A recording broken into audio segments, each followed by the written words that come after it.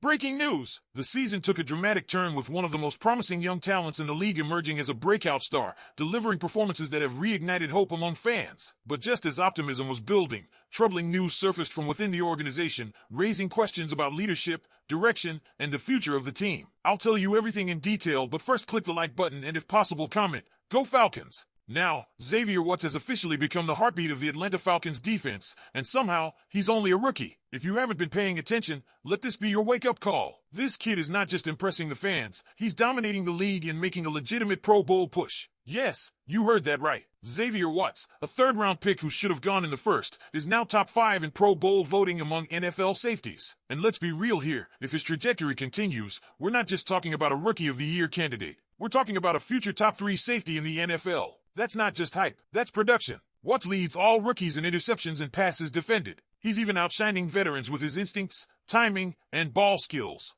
What separates him from other young safeties isn't just his stat line, it's his presence. You can feel it every time he steps on the field. He's leading the Falcons in interceptions, has 7 pass breakups, and already has 66 tackles with a 70.2 PFF coverage grade. That's not just solid, that's elite territory, and we're talking about someone still learning the pro game. This guy's a natural, and if the coaching staff is smart, they'll start moving him around more, let him blitz, get some tackles for loss, create even more chaos at the line of scrimmage. Because make no mistake, he has that in his bag. What's even more frustrating is how the rest of the league let this happen. How did Xavier Watts fall to the 3rd round? He was the best defensive player at Notre Dame, by far. He was a first-round talent through and through, and yet, the Falcons got him in the 3rd. That's not just luck. That's straight-up robbery. And to see him proving everybody wrong week after week? It's personal now. The Falcons got a gem, and he's making everyone who passed on him pay. Honestly, if the Pro Bowl voting continues at this rate, Watts could easily end up overtaking guys like Kevin Byard, Kalen Bullock, Kirby Joseph, and Evan Williams. That's how close the race is. That's how good he's been. But just as fans were starting to get excited again, just as this young star was starting to bring some pride back to the Dirty Birds, the mood flipped. Because then came Jeremy Fowler's bombshell from ESPN, Raheem Morris might actually keep his job. Let that sink in. After everything we've seen, after the 4-8 record, after the offense has completely flatlined, and the special teams have become a liability, Raheem might be back in 2026. If you're a Falcons fan, how does that not drive you insane? According to Fowler, Falcons owner Arthur Blank still has strong respect for Morris and isn't likely to make a rash in-season decision. And here's the kicker, he says if Morris does stick around, there will probably be coordinator changes instead. What? How is this even a debate at this point? You don't fix a failing team by shuffling coordinators. You change the direction. You clean house. And if the ownership truly believes this is just a coordinator problem and not a Raheem Morris problem, then we're looking at another year of wasted talent on both sides of the ball. Morris's supporters will point out a few positives. He helped build a stronger defense. He played a role in drafting a solid 2025 class. And yes, Jeff Ulbrich has been a solid hire. But even stacking those up against the glaring problems, there's just no comparison. Clock management has been a disaster. Offensive development under Zach Robinson is almost non-existent. Michael Penix Jr. hasn't progressed the way he should, and the offensive play calling feels stuck in reverse. Add that to a head coach who consistently offers empty cliches at the mic and avoids accountability, and you're staring at a clear decision. The cons outweigh the pros by a mile. And that's not just opinion. That's reality. Raheem Morris has a losing record. He said it himself, winning is my job. Well, he's failing at it. Every week fans scream for timeouts he doesn't take, watch talent go unused, and listen to excuse after excuse. The fan base is over it. The roster has too much talent to be sitting at 4-8 and wondering what could have been. And the idea that this might continue into next year? That's the kind of decision that tests fan loyalty. So let's bring it back to where we started. Xavier Watts is giving Falcons fans a reason to believe again. He's playing like a future All-Pro. But if the front office insists on keeping a coaching staff that can't develop, can't adjust, and can't win, then we risk wasting the best young talent this franchise has seen in years. What do you think, Falcons fans? Should Raheem Morris be given another year, or is it time to move on and let this roster reach its full potential under new leadership? Let's be brutally honest here. Keeping Raheem Morris for another season isn't just a gamble, it's a direct threat to the momentum that players like Xavier Watts are creating for this franchise.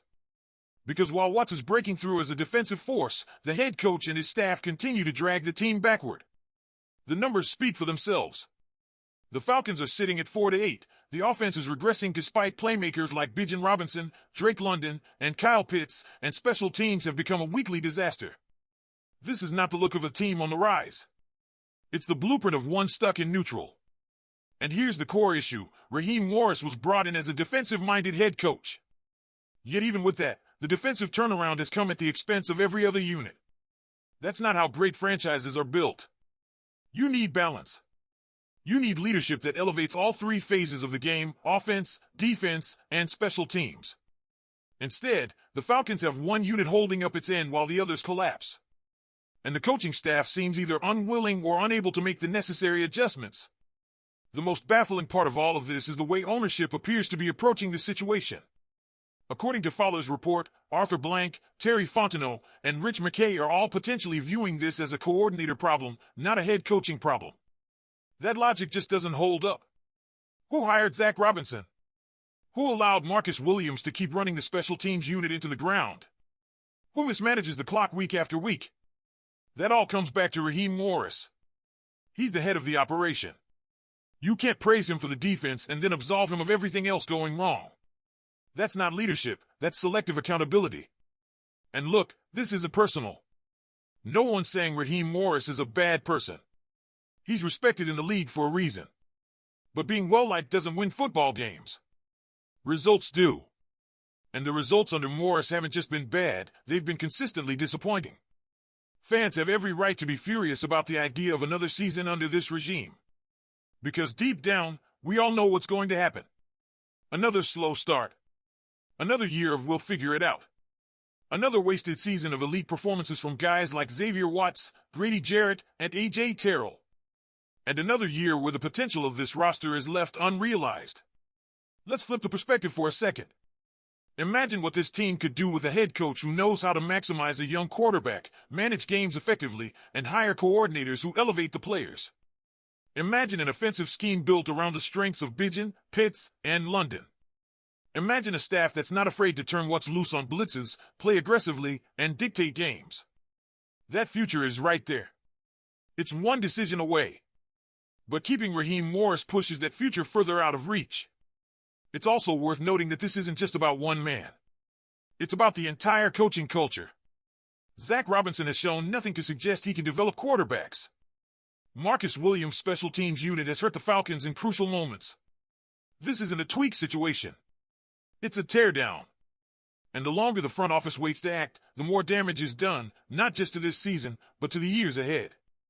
That's the part that really stings. Because right now, there's real, tangible hope on this roster.